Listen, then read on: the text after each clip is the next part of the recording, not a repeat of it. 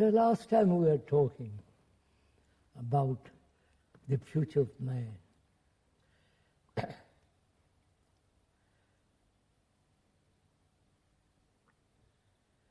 All the psychologists, as far as I can understand, are they really concerned with the future of man? Or are they concerned with the human being conforming to the present society, or going beyond that? Well, I think that most psychologists evidently want the human being to conform to this society, but I think some psychologists, some of whom will be listening to us, are thinking of going beyond that to transform the consciousness of mankind. Can the consciousness of mankind be changed through time? Yes. That's one of the questions we should discuss this evening. Yes, we have discussed it actually last time, and I think that what came out was that the consciousness of mankind, that with regard to consciousness, time is not relevant, that it is a kind of illusion. That we discussed the illusion of becoming. Yes. We are saying, aren't we, let's be clear, that the evolution of consciousness is a fallacy. As through time, right? Yes. Through time. Through now, time. Though Through physical evolution is not. Yes. Now, there is no, can we put it this way much more simply, there is no psychological evolution or the evolution of the psyche. Yes, and since the future of mankind depends on the psyche, it seems then that we cannot. The future of mankind is not going to be determined through actions in time, right? Time, that's right. And then that left us the question: what will we do, right? Now let's proceed from there. Yeah. Shouldn't we first distinguish between the brain and the mind? Yes, well, that distinction has been made, and it is not clear. Now, of course, there are several views. One view is to say that mind is just a function of the brain, and that is the materialist view. There's another view which says mind and brain are two different things. Yes, I think they are two different things. But they must be a contact between the two. Yes, a relationship between the two. As we don't necessarily imply any separation of the two. No, first let's see the brain. Yeah. I'm really not an expert on the structure of the brain and all that kind of thing, but one can see one can observe one's own activity of the brain, that it is really like a computer that's been programmed and remembers. Well, it's certainly a large part of the activity is that way, but one is not certain that all of it is that way. No. And it is conditioned. Yes. Conditioned by past generations, by the society, by the newspapers, by the magazines, by all the activities and pressure from the outside. It is conditioned. Yes. Now, what do you mean by this conditioning? You see, what does it? It is programmed. It is made to conform to a certain pattern, lives entirely on the past, modifying itself in the future with the present and going on. Yes. Now, we've agreed that some of this conditioning is useful and necessary. Of course, we've discussed that last time. time. And now, but the conditioning which determines the self, which determines the psyche. The psyche, or you call it the psyche. Let's call it for the moment the psyche. The self. The self, the psyche. That conditioning is what you're talking about. That may not only be unnecessary but harmful. Right? Yes, that's what we were discussing too. Yes. That the emphasis on the psyche, as we are doing now, and giving importance to the self, is creating great damage in the world. because it's separative, and it is, therefore, it is constantly in conflict, not only within itself, and with the society, with the family, and so on and so on. Yes, and it's also in conflict with nature. With the nature, with the whole universe, if you can call it. I think we discussed last time that the conflict arose because the division arising because thought is limited. Thought is limited. Being based on this conditioning, on this knowledge and memory, it is limited. Yes. Yes. And experience is limited, therefore knowledge is limited, memory and thought. Thought is limited, and the very structure and the nature of the psyche is the movement of thought. Yes. In time. Yes. Now I'd like to ask a question. When you discuss the movement of thought, it doesn't seem clear to me what is moving. You see, I discussed the movement of my hand. That is a real movement. It's clear what is meant. But now when I discuss the movement of thought, it seems to me we're discussing something which is a kind of illusion, because you have said becoming is the movement of thought. Becoming is entirely core. And that, therefore, if you say thought... That's what I mean, the movement in becoming. But that movement you're saying is in some way illusory, aren't you? Yes, of course.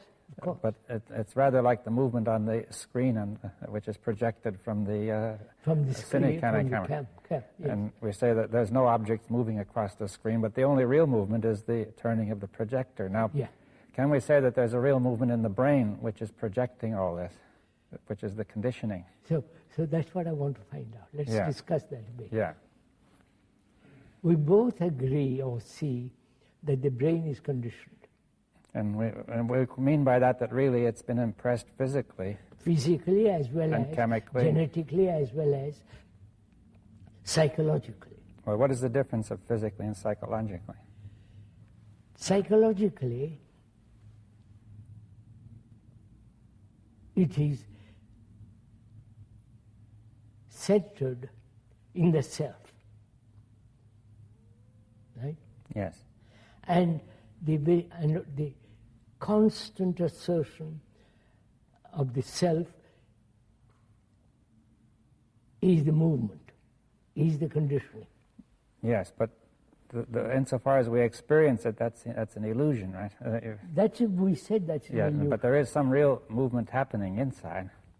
Say the brain, for example, is doing something. It's been conditioned physically and chemically. Chemically, yes. And something is happening physically and chemically when we are thinking of the self, right?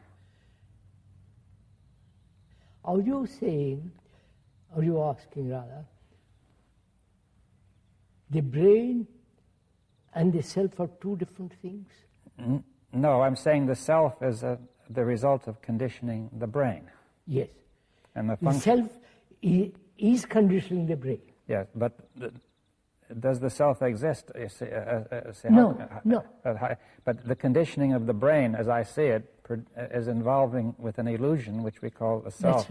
That's right. Can that conditioning be dissipated? Yes. That's the whole question. Yes, and it really has to be dissipated in some physical and chemical and neurophysiological sense, right? Yes. And now the first reaction of any scientific person would be, it looks unlikely that we could dissipate it by the sort of thing we are doing. You see, some scientists might feel, well, maybe we will discover drugs or new genetic changes or deep knowledge of the structure of the brain, and that way we could perhaps hope to do something. I think that idea might be current among some people. Will that change the human behavior? Well, why not? You see, I think some people believe it might. That's the whole point. It might. Yeah. Which means in the future. Yes. It would take time to discover all this. In the meantime, man is going to destroy himself. Well, they might hope that he'll manage to do it in time. You see, because they could also criticize what we're doing, saying the same point, saying what good can it do? You see, it doesn't seem to affect anybody, and certainly not in time to make a big difference. You see, See, that's a question that would arise. Suppose, for the sake of argument, that we're... We too have very clear about it. Yeah. In what way does it affect humanity? Mankind. And will it affect mankind in time to really save... Certainly not. Obviously not. Well, then why should we be doing it? Because this is the right thing to do. Independently. Independently. It has nothing to do with reward and punishment. Or with goals. Yes. As you do the right thing, even though we don't know what the outcome will be, right? That's right. Now you're saying that there is no other way, right? We are saying that there is no other way. That's right. Yeah, so we should make that clear. Now, see, for example, some psychologists would feel that by inquiring into this sort of thing, we could bring about an evolutionary transformation of consciousness. Right? So then we come back to that point, that through time, yes, we hope to change consciousness. Yes. We question that. We have questioned that, and we're saying that time that will inevitably involve that we're all caught in becoming an illusion, and right. we will not know what That's we're doing. Now, could we say the same thing would hold even for those scientists who are trying to do it physically and chemically or some structurally, that they themselves are still caught in this, and through time they're caught in trying to become better. Yes, that's right. That's right. And will not know what they're doing, really. Both the experimentalists and the psychologists and ourselves, they're all trying to become something. Yes, though they may not seem obvious at first, it may seem that they're really just disinterested or unbiased observers, or working on the problem. But underneath, you feel there's a desire to become better on the part of the person who is doing it. But he is not free of that. That's just it. They are not free of that. And that desire will give rise to self-deception and illusion and so on. So where do we come? Where are we now? That any form of becoming is an illusion. And the becoming implies time. Time for the psyche to change, we are saying time is not necessary. Yes. Now, that ties up with the other question of the mind and the brain. Now, see, the brain clearly is to be understood as activity in time, as a physical, neurochemical, complex process. I think the mind is separate from the brain. Well, what does it mean, separate? That is, it's separate in contact. In the sense, brain is conditioned and the mind is not.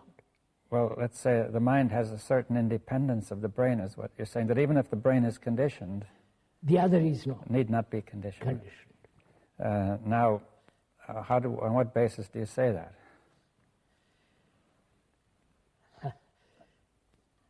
No, let's begin not on what basis do I say. Or what makes you say it, right?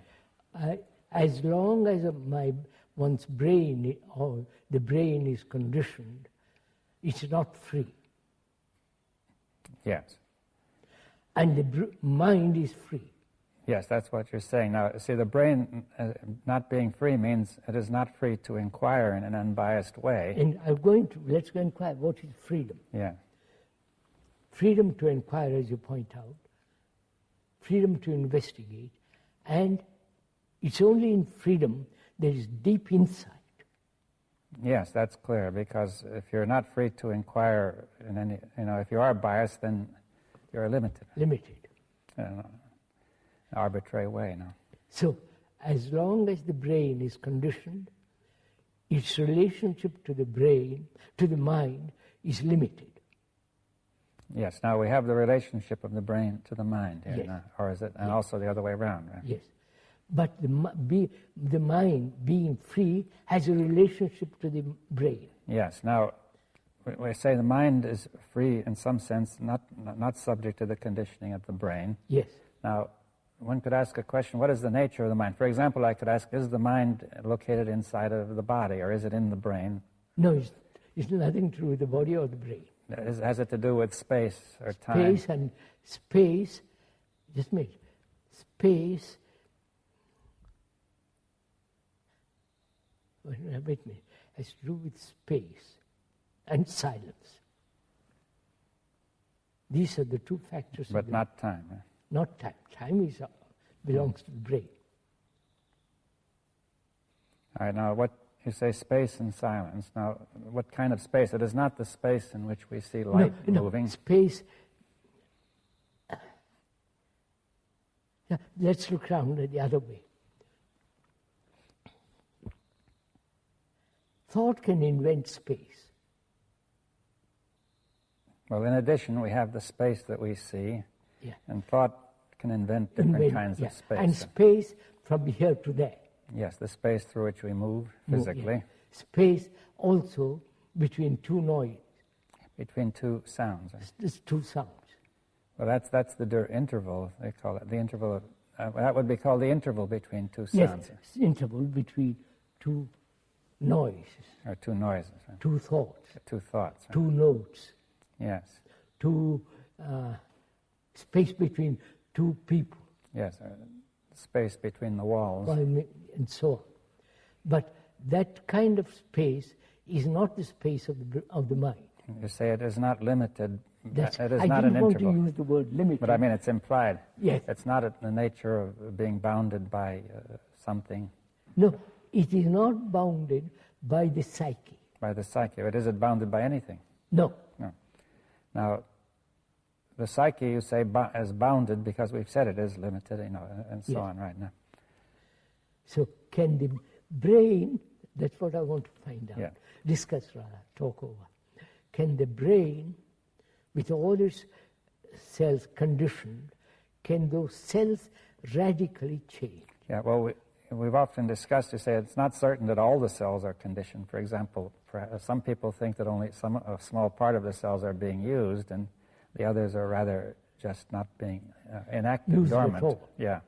Or just touched occasionally. Just touched occasionally, but those cells that are conditioned, whatever they may be, evidently dominate consciousness now, right? Yes. Can those cells be changed? Yes. We are saying that they can, through insight. Yes. Now, insight being out of time, it's not the result of remembrance. It's not a intuition or desire or hope. It's nothing to do with any time and thought. Yes. Now, but you say insight, is it of the mind? Is it of the nature of mind, right? Activity of mind.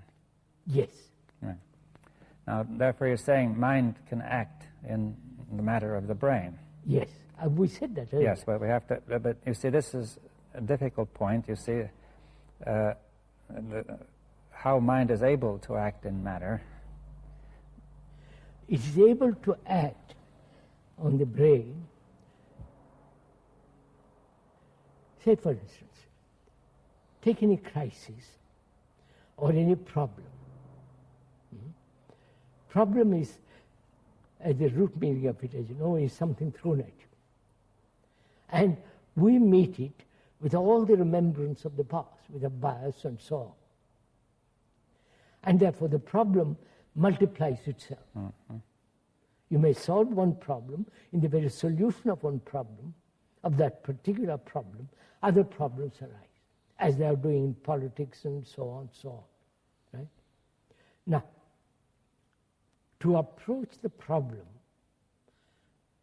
or to have perception of the problem without any past memories and thoughts interfering or projecting in perception of the problem. Yes, now that implies that perception also is of the mind, that it is that's right. Not. Are you more or less saying that the brain is a kind of instrument of the mind? Is that what is being instrument of the mind when the brain is not self-centered? Yes. Well, see, if we think of all this conditioning, the conditioning may be thought of as the brain exciting itself and keeping itself going just from the program. This occupies all of its capacity. All our days. Yes, right. well, all the whole capacity of the brain. And it's rather like a radio receiver which can generate its own noise. It would not pick up a signal. Now, would this analogy be at all? Not it's quite. not very good, but Not very. This is would you go into this a little bit? Experience is always limited. Right? I may blow up that experience into a kind of fantastic affair, and then set up a shop to sell my experience. But that experience is limited. And so knowledge is always limited. And this knowledge is operating in the brain. This knowledge is the brain. Right? And thought is also part of the brain, and that thought is limited. So the brain is operating in a very, very small area. yes, what prevents it from operating in a broader area? What is preventing it from operating in an unlimited area? Thought. No, but thought, the brain, it seems to me, is running on its own, from its own program, right? Yes, like a computer that's running on its own program. Yes. Now, essentially, what you're asking is that the brain that should really be responding to the mind. That it can only respond if it is free from the thought which is limited. Yes, so the program does not dominate it. You see, we are going to still need that program. Of course, we need for many things, yes, but the intelligence, which is intelligence from the mind then? Yes, intelligence is the mind. Yes, the mind. Because now that comes into, we must go into something else. Because compassion is related to intelligence. There is no intelligence without compassion. And compassion can only be when there is love, which is completely free from all remembrances, personal jealousies and all that kind of thing. Now, is all that compassion, love, also of the mind? Of the mind. That... And you cannot be compassionate if you are attached to any particular experience or any particular ideal. Yes, well, that's again the program that is just holding you. Yes. But say, for instance, there are those people who go out various poverty-ridden countries and work, and they call that compassion. But they are attached or tied to a particular form of religious belief. And therefore, that's merely pity, sympathy, but it's not compassion. Yes, well, I understand that we have here two things which can be somewhat independent. There's the brain and the mind, though they make contact. Now then, and intelligence and compassion, we say, come from beyond the brain. Now then, I would like to go into the question of how they are making contact, you see. That is... contact can only exist between the mind and the brain when the brain is quiet. Yes, that's the condition for making it. That's the requirement for making it. Now then, the brain has got to be quiet. Now, quiet is not a trained quietness. Not a self-conscious, meditative desire for silence. It's a natural outcome of understanding one's own conditioning. Yes, and one can see that if the brain is quiet, then it can, you could almost say it can listen to something deeper, right? Deeper, that's right. Then if it is quiet, it's related to the brain. Yes. Then to the mind. Then the mind can function through the brain. Now, I think that it would help if we could see, with regard to the brain, whether it has any activity which is beyond thought. You see, for example, one could ask, is awareness part of a function of the brain? As long as awareness in which there is no choice, I'm aware. And in that awareness, I choose. Yes, well, I think that may cause difficulty. You see, what is wrong with choice? Choice means confusion. It's not obvious just from the word. You see that. Of course, to choose between two things. Yeah, now I could choose whether I buy one thing or I another. can choose between this table and that table. Or choose the colors when I buy Yeah, the this table. better table. But that apparently need not be confused. If I choose which color I want, I don't see why that has to be confused. There's nothing wrong. Yeah, now. There's no confusion there. But the choice about the psyche, it seems to me, is where the confusion we are talking is. about the psyche. Yeah, one tends to, the language tends to carry you away, you see. Yeah. We're talking of the psyche that chooses. Yes, that chooses to become, really. Yeah, chooses to become, and also choice exists where there is confusion. Yes, well, you're saying out of confusion, the psyche makes a choice to become one thing or another, right? That being confused, it tries to become something better. Right? And choice implies a duality. Yes, but now it seems at first sight we have another duality you've introduced, which is the mind and the brain. No, that's not a duality. Yeah, well, that's important to get clear. That's not a duality. Yes, what is the difference? All right, let's take a very simple example. Human beings are violent. And this has been, non-violence has been projected by thought. And that is the duality, the fact and the non-fact. Well, you're saying there's a duality between a fact and some mere projection which the mind makes. The ideal and the fact. Yes, and the ideal is unreal and the fact is real. That's it. The ideal is not actual. Yes, that's it, not actual. And you say the division of those two you call duality, but why do you give it that name? Yeah. Because they're divided. Well, at least they appear to be divided. Divided, and we are struggling, as all, say for instance, the totalitarian communist ideals and the democratic ideals, they are the outcome of thought and so on, which is limited, and this is creating havoc in the world. Yes, so there's a division which has been brought in,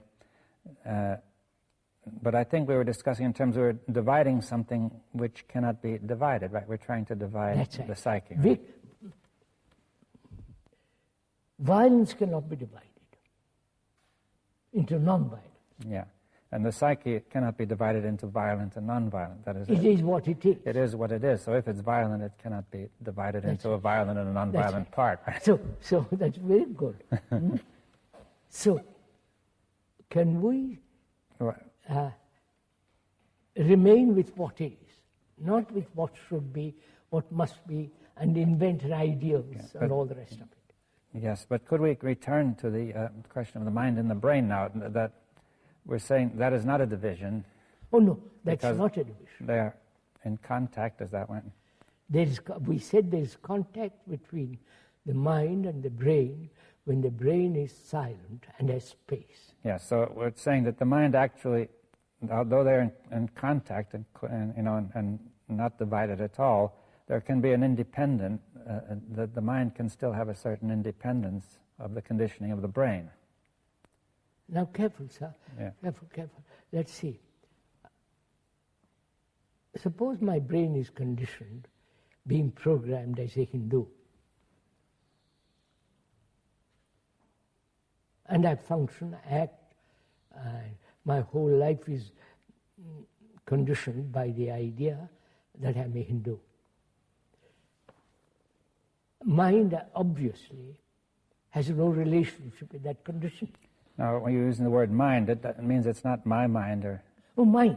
You're discussing mind universally or generally. Yeah. It's not my brain either. No, but there's a particular brain, this brain or that brain, and now, but will you say there's a particular mind? No. No, you see, that's an important difference. You're saying mind is really universal. Mind is universal, if you can use that word. Yes, or unlimited, or yes. Undivided. It is not polluted by thought. But, see, I think for most people, at least there will be a difficulty saying, how do we know anything about this mind? I only know my mind is the first feeling, right? You cannot call it your mind. You only have your brain, which is conditioned. You can't say it's my mind. Yes. Well, whatever is going on inside, I feel is mine. It's very different from what's going on inside somebody else. No, I question whether it's... At least that seems different at first I sight. question whether it is different. What's going on inside me as a human being and you as another human being. We both go through all kinds of problems, suffering, fear, anxiety, loneliness, and so on, so on. Yeah. We have our dogmas, beliefs, superstitions, and everybody has this. Well, we'll say it's all very similar, but still it seems each one of us is isolated from the other. By thought. Thought is created that I am different from you. Yes. Because my body is different from you. My face is different from you. So we carry that same, we extend that same thing into the psychological area. Yes, we've discussed that. But now, if we say, all right, that division is an illusion, perhaps, now then... no, not perhaps. No, let's say it is. It's an illusion, all right, now, although it is not obvious when a person first looks at it. Of course. Now then, and we say mind... Not only in reality, even brain is not divided, because we're saying that we're all not only basically similar, but really connected, right? And then we say beyond all that is mind, which has no division at all. It is unconditioned. Yes, it would almost seem to imply then that insofar as a person feels he is a separate being, he has very little contact with mind, right? Absolutely, quite right. That's or you what say has no mind. That's why it's very important to understand. Not the mind, but my conditioning. Mm-hmm. Then whether that my conditioning, human conditioning, can ever be dissolved. That's the real issue. Yes. I think that, still the mind, we won't call it the mind, but a human being considers always what is the meaning. See, I think we want to understand the meaning of what is being said. You see, that we have a mind that is universal, that is in some kind of space, you say. Or is it its own space? It is not in me or in my brain. But it has a space. It lives in space. It lives in a space, right? And silence. And silence. But it's the space of the mind, right? It's not a space like this space. No. And that's why we said space is not invented by thought. Yes. Now, is it possible then to perceive this space when the mind is silent? Or to be in contact with it? Not perceive. And when the brain is. Let's see. You're asking a question whether the mind can be perceived by the brain. Or at least somehow be aware, an awareness or a sense. Yes. And we are saying yes, through meditation. You may not like to use that word. Well, I don't mind. I think it is possible to bring about, she said that's a difficulty. When we use the word meditation, it's generally understood there is always a meditator meditating. The meditation is really an unconscious process. It's not a conscious process. Well, and how are you able to say that meditation takes place then if it's unconscious? It is taking place when the brain is quiet. Well, you mean by consciousness all the movement of thought? Yes, movement of thought. With feeling, desire, will, and all that goes with it, right? But there's a kind of awareness still, isn't there? Oh, yes. Yes. See, it depends what you call awareness. Yes. Awareness of what? I don't... possibly awareness of something deeper, I don't know.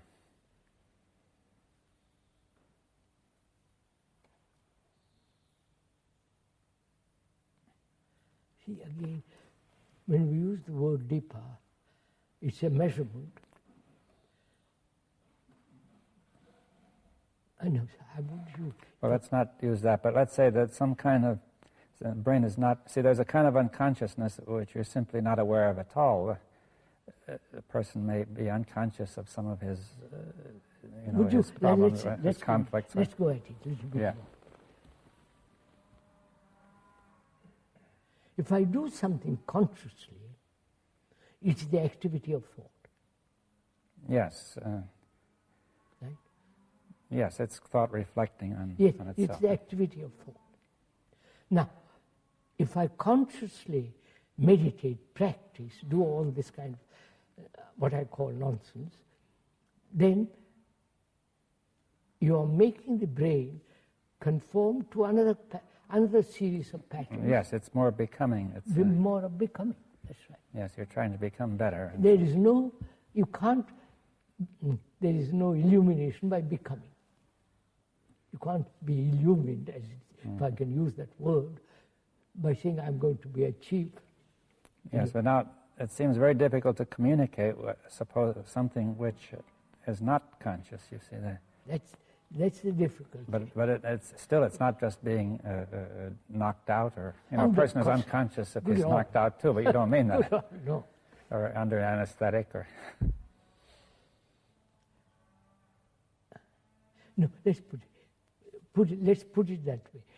Conscious meditation, conscious activity to control thought, to free oneself from conditioning, is not freedom.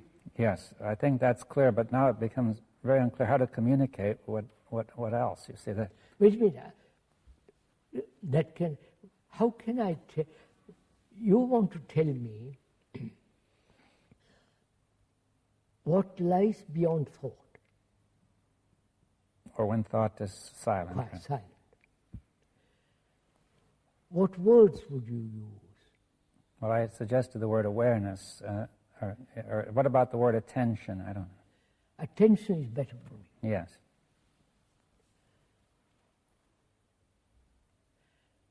Would you say attention? In attention, there is no center as the me. Well, in the kind of attention you're discussing, I mean, there is a kind, which is the usual kind, where we pay attention because of what interests of course, me, right? Attention is not concentration. Yeah, that is concentration. But yeah. Now, we're discussing a kind of attention without this me present, which That's right. which is not the activity of the conditioning. Not the activity of thought. Yeah. In attention, the thought has no place. Yes, but could we say more? What do we mean by attention? Now, would the derivation of the word be of any use? It means stretching the mind towards something. Would that help? No. Would it help if we say concentration is not attention? Right? Effort is not attention. When I make effort to attend, it's not attention. Attention can only come into being when the self is not. Yes, but that is going to get us in a circle, because we're saying we're starting when the self is. So here's a person who say meditation is necessary. He begins with the self. He says, I'm there. No, I use the word carefully. Meditation means measure. Yes. As long as there is measurement, which is becoming, there is no meditation. Yes. Let's put it that way. Well, we can discuss when there is not meditation. That's it. Through negation, the other is. If we succeed in negating the whole activity of what is not meditation, you say then meditation will be there. Yeah, that's right. But that which is not meditation, but which we think is meditation. Right? Yes, that's right.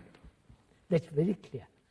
As long as there is measurement, which is the becoming, which is the process of thought, meditation or silence cannot be. And you say, now in there's this undirected attention, and this attention, is it of the mind, or is it a Attention is of the mind. But it contacts the brain, doesn't it? Yes, we said that. As long as the brain is silent, the other has contact. Yes, that is, this true attention has contact with the brain when the brain is silent. Right? Silent. And has space.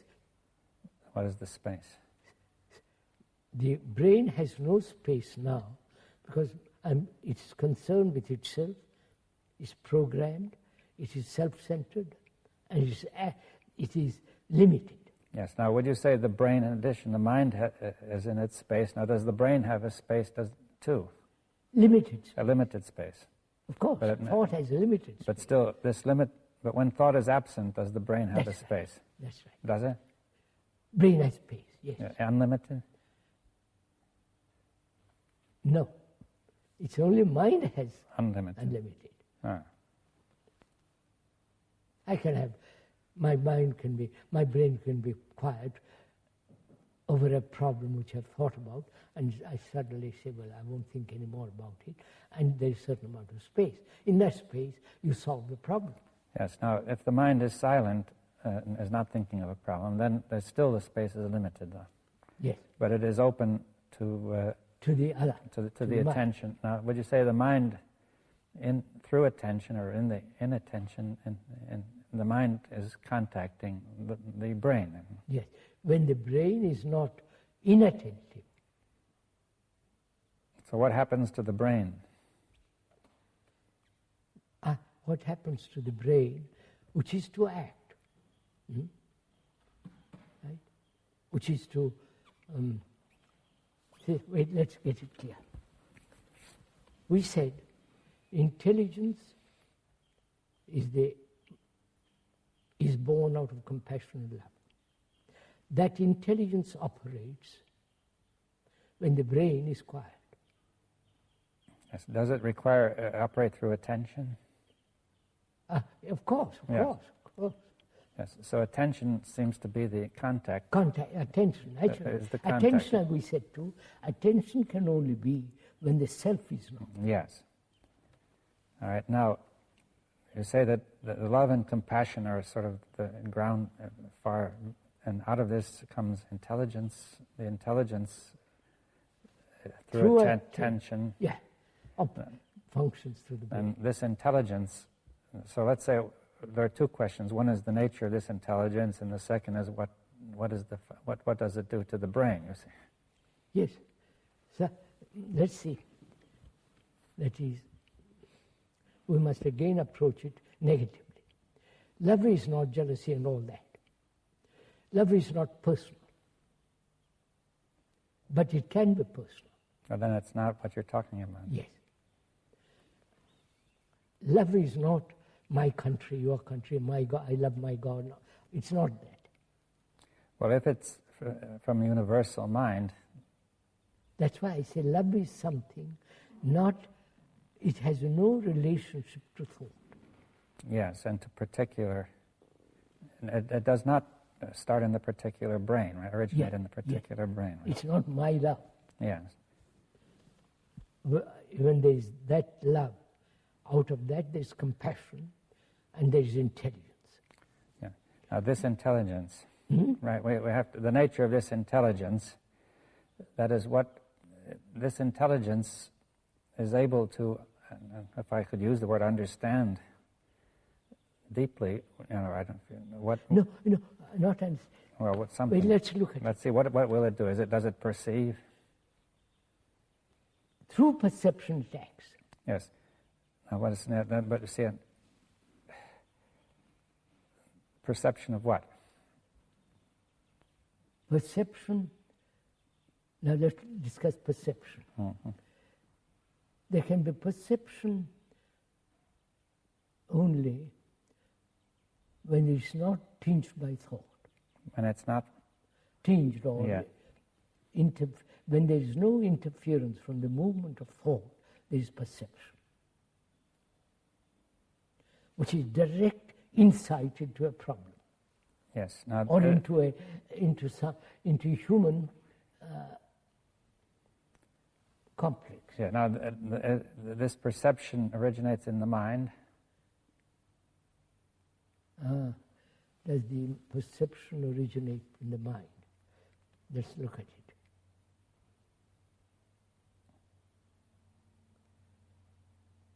Yes, when the brain is quiet. Yes. Now, but what is, we use the words perception and intelligence. Now, how are they related, or what is their difference? Between perception and intelligence? Yes. None. No. So we'll say intelligence is perception. Perception, that's right. Intelligence is perception of what is, right? And through attention, So there's contact. Let's take a problem, and it's probably easier to understand.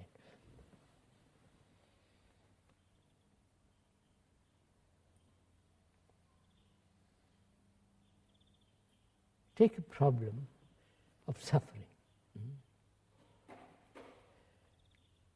Human beings have suffered endlessly through wars, through every kind of disease, physical disease, and through wrong relationship with each other. Man has suffered greatly. Now, can that end? Yes. Well, I say that is the difficulty of ending that is that it's on the program. We're conditioned to this whole thing, right? Whole thing. And it's physically and chemically We registered. are conditioned. Yes. Now, that has been going on for centuries. Yes, so it's very deep in some way. Very, very, very deep. Now, can that suffering end? Yes, and it cannot end by an By action of the brain, because the brain is caught in this suffering, and course it it cannot take an action toward its own Of course suffering. it cannot. Thought cannot end it. Yes, because thought has created it in any way it is unable to get hold of it. Yes, thought has created the wars, the misery, the confusion, and thought has become prominent in human relationship. Well, you see, I think that people might agree with that and still think that thought might still, as thought can do bad things, it could do good things. You see, No, I think thought cannot do good or bad. It's thought. It cannot get hold of this. The thought cannot get hold of this suffering. That is, this suffering being in the physical conditioning of the brain and chemical. Thought has no way of knowing what it is. Even you see it. I mean, I lose my son, and Yeah, but I mean, by thinking, I don't know what's going on inside me. I can't change the suffering inside. That's right. Because I don't. Thinking will not show me what it is. Now you're So, saying maybe there's an intelligence. But after all, we're asking, can suffering end? That's a problem. Yes, and it's clear that thinking cannot do it. No. Thought cannot do it. No. All right, now, because That's the point. we've If got you all have that. an insight into it, Yes, now this insight will be the action of the mind, through intelligence intelligence. and attention. When there is that insight, intelligence wipes away suffering. Yes, now you're saying that therefore there is a contact from mind to matter which removes the whole physical chemical structure, That's which right. keeps us That's going right. on with suffering. In that ending, there's a mutation in the brain cells. Yes, We well, discussed this some years ago, this Yeah. question. yes, but that mutation just wipes out the whole structure that makes you Yeah. suffer. Therefore, it's like I've been going along a certain tradition. I suddenly change that tradition. There is a change in the whole brain, which has been going north, and now it goes east. There is a Yes, well, of course, this is a radical notion from the point of view of traditional ideas in science, because if we accept that mind is different from matter, then it's hard. People would find it hard to say that mind would actually. mind of all, sir. Would you put it mind is pure energy? Well, we could put it that way. But say matter is energy too. Yes, therefore, matter is limited. Thought is limited. Yes, well, but we're saying that the pure energy of mind is able to reach into the limited energy of matter. Yes, that's right. And change the limitation. Yes, to remove some of the That's right. limitation. When there is a deep issue or problem, which is, or a challenge which you are facing. Yes, so we have thought, yes, so, and we have to also add that all the traditional ways of trying to do this cannot work, because It hasn't worked. Well, that's not enough. We have to say, because people still might hope it could. You see, it cannot actually, It cannot. because thought cannot get at the basis of its own physical, chemical basis in the cells and do anything about those cells. Yes, sir. We've said that very clearly. Thought cannot bring about a change in itself. Yes, and yet practically everything that mankind has been trying to do is based on thought. Right? Thought. And there is a limited area, of course, where that's all right, but we cannot, therefore, as we said, we're discussing before, do anything about the future of mankind from the usual approach. So look, that's what when you listen to the politicians who are so very active in the world, they are creating problem after problem. And to them, thought is the most important thing, ideals. Well, nobody, generally speaking, nobody can even know of anything else. You see that? Exactly. We are saying the old instrument, which is thought, is worn out, except in certain areas. Well, it never was adequate except in those areas. I mean, of course. But and man has always been in trouble, as far as we can remember, as far as history goes, right? Yes, sir. Man has always been in trouble, turmoil, fear. We mustn't reduce all this to an intellectual argument. But as human beings, facing all the confusion of the world, can there be a solution to all this? Yes, well, and that comes back to the question I'd like to repeat, that it seems that here there are a few people, who are talking about it and perhaps meditating and so on, but how is that going to affect this vast current of mankind? Probably very little. But see, I think... Why do you will it affect? It might or it might not. It might not. It might or it might not. Might not. Yes. But then one puts that question, then what's the use of it? Yes, that's the point, that I think there's an instinctive feeling that makes one put the question. Yes. I think that's a wrong question. But it's a wrong question. You see, that is, the first instinct is to say, what can we do to stop this tremendous catastrophe? Yeah. But if each one of us, whoever listens, sees the truth of this, the thought in its activity, both externally and inwardly, has created terrible mess, great suffering, then one must inevitably ask, is there an ending? Is there an ending to all this? If thought cannot end it, what will? Yes. What is the new instrument that will put an end to all this misery? See, there is a new instrument, which is the mind, and so on and so on. Yes. Which is intelligence. But you see, the difficulty is also people won't listen to all this. They have come to definite conclusions, both the scientists and the ordinary layman like us. They won't listen. Yes, well, that is the sort of point I had in mind when I said that a few people don't seem to have much effect. I think, after all, few people have changed the world. Hitler was whether good or bad, that's not the point. But he didn't change it fundamentally. No, he had changed the world superficially. Yeah. The revolution of the Bolsheviks, the communists, has changed, but they come to the same pattern again. Physical revolution has never changed psychologically human state. Well, do you think it's possible that say a certain number of brains coming in contact with mind in this way will be able to have an effect on mankind which is beyond just the immediate obvious effect of their communication? That's right. I mean, obviously, whoever does this may communicate in the ordinary way, and that have a small effect. But now this is a possibility of something entirely different, right? See, I've often thought about how do you convey to all this rather subtle and very complex issue, how do you convey all this to a person who is steeped in tradition, who is conditioned, and won't even take time to listen, to consider? Yes, well, that is a question. You see, one point you could say is that this conditioning cannot be absolute, an absolute block, or else there would be no way out at all. But the conditioning may be thought to have some sort of yes. permeability. I mean, after all, the Pope won't listen to us. But the Pope has tremendous influence. But is it possible that every person has something he can listen to if it could be found? If he takes little patience, yeah. who will listen?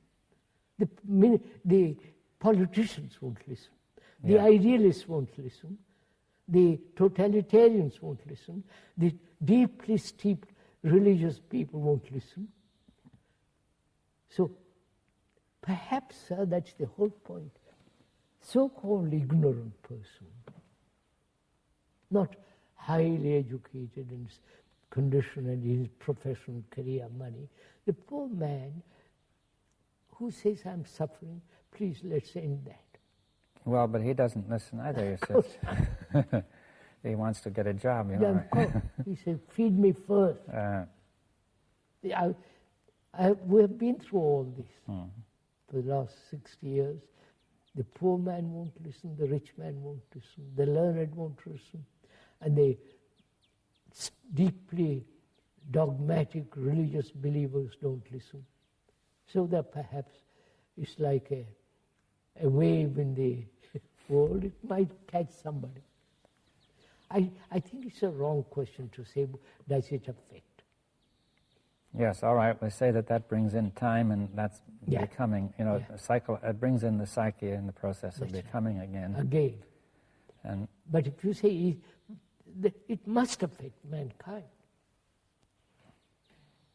Well, but are you proposing that it affects mankind through the mind directly rather than...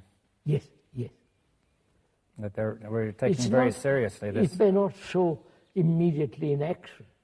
Yes, you're taking very seriously what you said, that the mind is universal and is not located in our ordinary space. Yes. It is not separate. It is not... You see, sir, there is a danger in saying this, mind is universal. That's what some people say, the mind. Mm-hmm. And it's become a tradition. Well, you can turn it into an idea, of course. Yeah, of course. That's just the danger of it. That's what I'm saying. Yes. But what you're saying is that, really the question is, we have to come directly in contact with this to make it real, right? That's it. They can only come into contact with it when the self is not, to put it very, very simply. And therefore, when the self is not, there is beauty, there is silence, space, then that intelligence which is born of compassion operates through the brain. It's very simple. Yes. But would it be worth discussing, the self, the question of how, since the self is active, I know. Widely. But that's our long tradition of many, many, many centuries. Now, is there some aspect of meditation which can be helpful here when the self is acting? See, suppose this person says, "Okay, I'm caught in the self, but I want to get out, but I want to know, what shall I do?" You see, that I won't use the words "what shall I do," but I mean, what do you say? That's very simple. Is the observer different from the observed? Well, suppose we say, yes, it appears to be different. Then what? No, is that an idea or an actuality? No, wait, what do you mean? Actuality is when there is no division between the thinker and the thought. Yes, but suppose I say ordinarily one feels the observer is different from the observed. I say we begin there. I begin there, I'll show you, look at it. Are you different from your anger, from your envy, from your suffering? You're not. Yes, at first sight it appears that I am. You see that I might try to control it, right? And not or justify you are it. that. Yes, how will I see that I'm that? You are your name. You are your form, body. You are all the reaction and actions. You are the belief, you are the fear, you are the suffering and pleasure. And all. You are all that. Yes, but the first experience is that I am here first, and that those are properties of me. They're my qualities, which either have or not have. I might be angry or not angry. I might have this belief or that belief. Contradictory, you're all that. But you see, it's not when you say I am that, do you mean that I am that and cannot be otherwise? No. At present, you are that. It can be totally otherwise. Yes, okay. So I am all that, rather than saying, as I usually do, that I'm looking at those qualities. That's it. At least that I, the observer, I admit that I am anger, but I feel that I, as the observer, am not anger, but I'm an unbiased observer who is looking at anger. Of course. Now you're telling me that this unbiased observer is the same as the anger he is looking at. Of course. Of course. Like I analyze myself, and the analyzer is the analyzed. Yes, he's biased by what he analyzes. Of course. So if I watch anger for a while, I can see that I am very biased by the anger. Yes. And so at some stage I say, okay, I am the same. I am one with that anger, right? Not I am one with it, you are. I am. But that anger and I are the same, right? Yes. One. Observer is the observed. And when there is that actuality exists, you have really eliminated altogether conflict.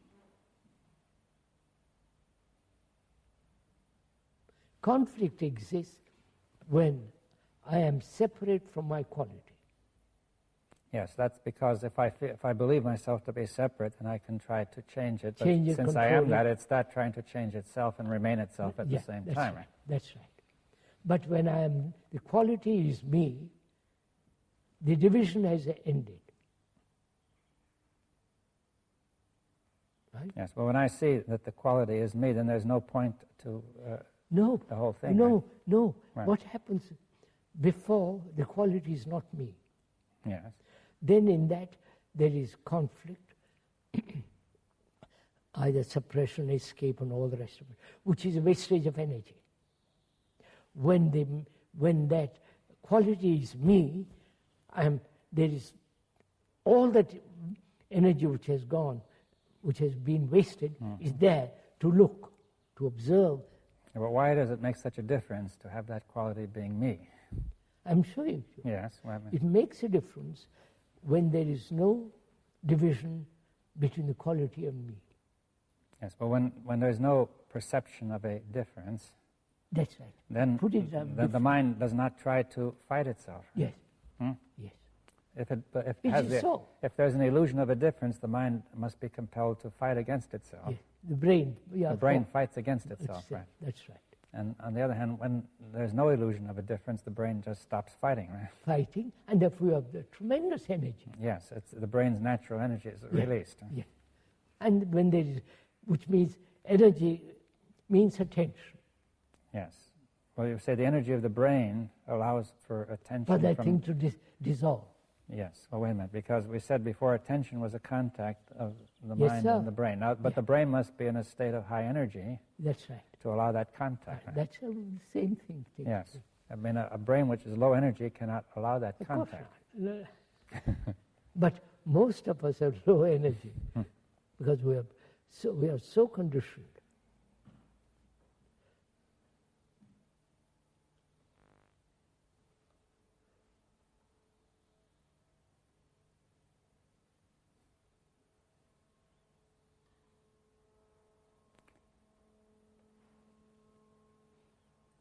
Well, essentially, you're saying that this is the way to start, then.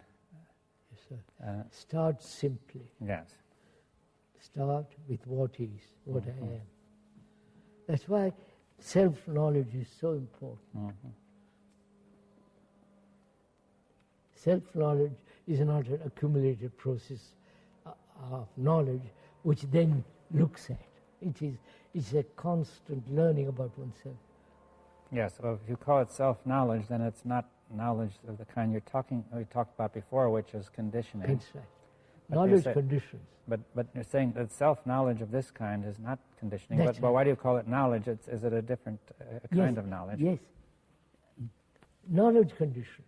Yeah, but now you have this self-knowledge. Self-knowledge, which is to know one, to comprehend oneself, to understand. Oneself is such a subtle, complex thing living. But you're essentially knowing yourself in the very moment in which things are happening, to know what's happening. rather than store it up in memory. Of course. That can only be in my through reactions. I begin to discover what I am, what my, and so on, so on. I think we better, right?